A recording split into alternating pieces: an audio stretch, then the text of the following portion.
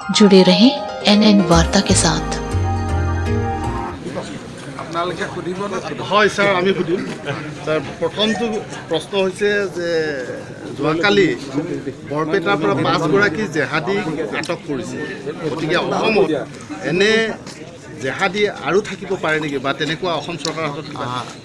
অসম পুলিচে এটা special wing এটা আমি গঠন কৰিছিলোঁ যে জেহাদী আৰু মৌলবাদীসকলৰ বিৰুদ্ধে থকা আমাৰ ইনফৰ্মেশ্যনবিলাকৰ ওপৰত কাম কৰিবৰ কাৰণে। আৰু খুব ডাঙৰ মডিউল এটা অসম পুলিচে ধৰিব পাৰিছে। আৰু আমাৰ এই দিশত আৰু বহুতখিনি কৰিবলগীয়া আছে। আমাৰ হাতত থকা ইনফৰ্মেশ্যন মতে আৰু কেইবাটাও মডিউল অসমত এক্টিভ হৈ আছে। আৰু আমাৰ বিভিন্ন ধৰণৰ খবৰ বা বিভিন্ন ধৰণৰ ইনফৰ্মেশ্যনৰ চ'ৰ্চবিলাক আমি ডেভেলপ কৰিছোঁ। আৰু অসম পুলিচে যিটো সাফল্য লাভ কৰিলে তাক মই এটা বৃহৎ সাফল্য বুলি কওঁ।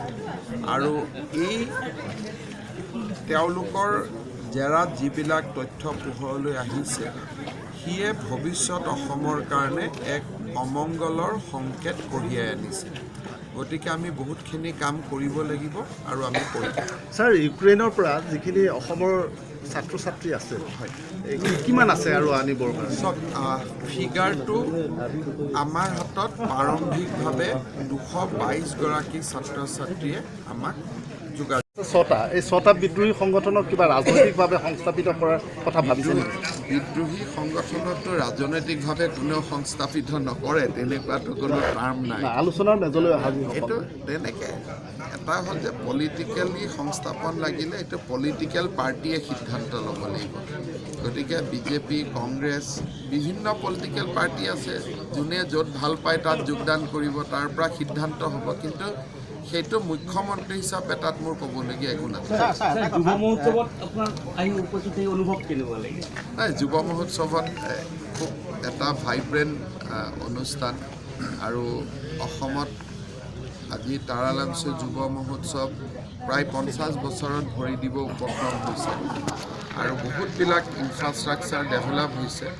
গতিকে এইটো অকল আমি কাৰ্বি আলং বুলি নহয়, এটা অসমৰ কেলেণ্ডাৰ ইভেণ্ট হিচাপে আমি প্ৰজেক্ট কৰিব পাৰোঁ। কাৰ্বি শান্তি চুক্তিটো এই বিষয়ে উল্লেখ আছে।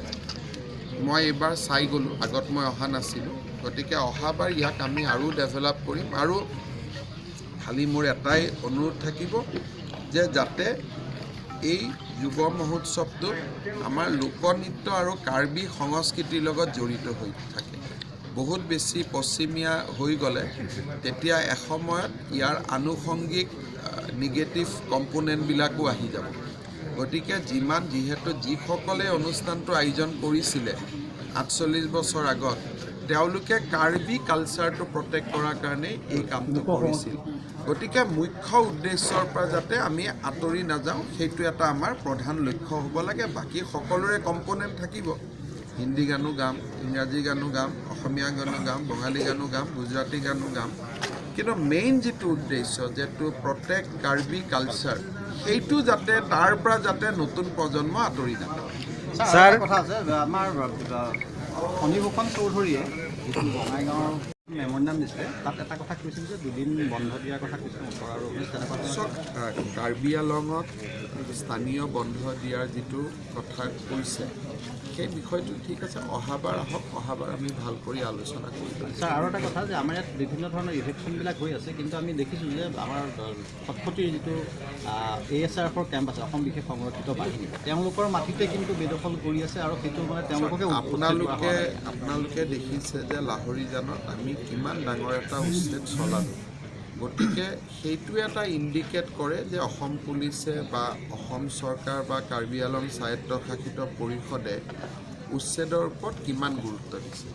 এতিয়া আপোনালোকে যদি মোক কয় যে ছাৰ অমুকতো আছে তমুকতো আছে, সেইটোতো ৰিয়েলিটি অফ লাইফ। সেইটোতো আগত তেনেকৈ উচ্ছেদ কৰি মানে মাটিত বহিব দিলে এতিয়া লাহে লাহে আমি কৰি যাম। কিন্তু মানে ৱেটলেণ্ড কেম্পৰ মানে বাউণ্ডেৰীৰ ভিতৰতে দখল কৰি আছে নহয়, এনেকুৱাও আছে যে DC কোৰ্টৰ ভিতৰতো বহুত জেগাত মানুহে মাটি দখল কৰি থৈছে, ধুবুৰী জেগাত। তেনেকুৱা আমাৰ চৰকাৰী মাটিত, চৰকাৰী এগ্ৰিকালচাৰ ফাৰ্মত, চৰকাৰী চিট ফাৰ্মত, চৰকাৰী ফিচাৰীত, চৰকাৰী কাৰ্যালয়ত, এইটো কাৰ্বি আংলংটো এটা উদাহৰণ নহয়, এনেকুৱা অসমত মিনিমাম 1-1.5 হাজাৰ উদাহৰণ হ'ব য'ত চৰকাৰী একেবাৰে ইম্পৰ্টেণ্ট কাৰ্যালয়ৰ মাটিয়ে দখল কৰি বহি আছে। চ' এইটো লং ডাউন প্ৰচেছ। কিন্তু আপোনালোকে জানে যে উচ্ছেদ যেতিয়া আপোনালোকে কৰিব যায়, বুলডজাৰ, JCB এইবিলাক দেখা যায়, তেতিয়া এটা কিছুমান মানুহে তাৰ বিৰুদ্ধেও কয়। গতিকে চৰকাৰে বেলেঞ্চ কৰি এটা সামঞ্জস্য ৰক্ষা কৰি কাম কৰি থাকিব লাগে। মাজুলীৰ নিৰ্বাচন অনুষ্ঠিত হ'ব এই সন্দৰ্ভত চাওক, এতিয়া 48 ঘণ্টা সময় পাৰ হৈ গ'ল। গতিকে এতিয়া মই এটাই আবেদন কৰিব পাৰোঁ যে মানুহে আহি ভোট দিব লাগে। কোন দলক ভোট দিব লাগে, ৰিজাল্ট কি হ'ব, এতিয়া আজিৰ ইলেকশ্যনৰ সম্বন্ধটো মই ক'ব নোৱাৰোঁ, কাৰণ আমাৰ ভোটদান চলি আছে। অহাকালি যিহেতু মাজুলীত ভোটদান আছে, সেইকাৰণে মই এটাই মাত্ৰ অনুৰোধ কৰিব পাৰোঁ যে ৰাইজে যাতে আহি ভোটদান কৰে, গণতান্ত্ৰিক অধিকাৰ সাব্যস্ত। ছাৰ, আৰু এটা কথা সুধোঁ যে 7 দিন মাত্ৰ বিহু পাতিব লাগে বুলি কৈছে আপুনি, কিন্তু এইলৈ বিতৰ্ক হৈ আছে।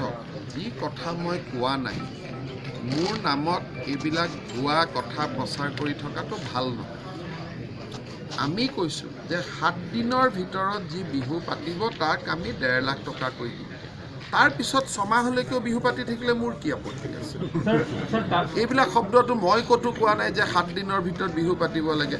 এপ্ৰিল মাহত ইলেকশ্যন ঘোষণা হ'ব, ডেটটোতো মই ক'ব নোৱাৰোঁ, কিন্তু এপ্ৰিলত ইলেকশ্যন ডিক্লেয়াৰ হ'ব।